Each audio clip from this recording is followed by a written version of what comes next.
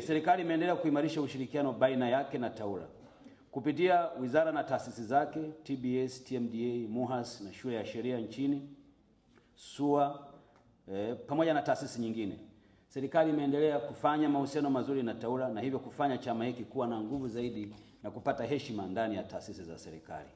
Leo ninyi ni mashahidi kuwa ukienda kwenye ofisi yoyote ya umma ukajitambulisha kuwa unatoka TAWLA, bila shaka utapokelewa kwa heshima, kwa sababu wanajua chama hiki ni chama chenye nia njema ya kuwasaidia Watanzania. Nimesikiliza risala yenu. Serikali inafahamu kuwa mnayo mipango na bado mnazo changamoto zinazowakabili katika kutekeleza majukumu yenu. Na bado kuna changamoto zinazowakabili wanawake kwa ujumla kama jamii.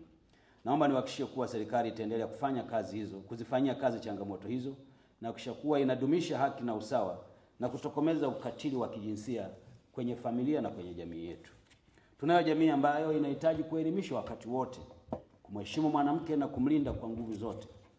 Mwenye wajibu wa kwanza kwa kweli wa kulinda haki ya mwanamke, hasa sisi wenye familia, ni sisi wa baba wenyewe. Kwenye levo ya familia, kumpa hadhi mama, watoto wa kike sawa na wengine, kutapunguza migogoro na kuwapunguzia TAWLA malalamiko mengi yanayokuja kwao. Ukiona kuna mtu anaenda TAWLA mahali fulani, ujue kuna unyanyasaji umetokea. TAWLA hawatafuti mtu, bali wanatafutwa na wenye matatizo. Kwa hiyo muhimu ni kushughulika na chanzo cha tatizo. Kama migogoro mingi ya urithi inatokea baada ya baba kufariki, basi ni somo kwetu wa baba kuwa wakati tukiwa hai tuweke mazingira sawa, ili mama anapobaki akiwa hai na watoto asipate sababu ya kwenda TAWLA kutafuta haki yake, kwa sababu ukiwa hai uliiweka vizuri. Na kwa sababu hiyo nitoe wito kwa jamii kwamba tuepuke migogoro mingi inayotokea hasa ya mirathi. Juzi nilipata bahati ya kwenda kwenye mkutano wa wanasheria wengine.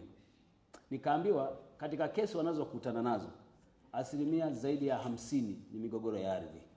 Ipi? Wanawake wengi baada ya mume kufariki wameondolewa kwenye ardhi. Kwa sababu gani?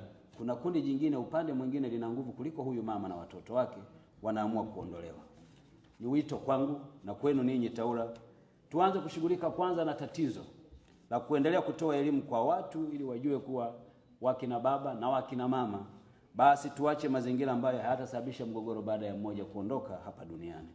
Tukifanya hivyo, tutampa nafasi TAWLA ya kufanya mambo mengi zaidi makubwa badala ya migogoro midogo midogo na mikubwa inayotokea miongoni mwa jamii, na kuifanya jamii yetu iwe yenye ustahimilivu.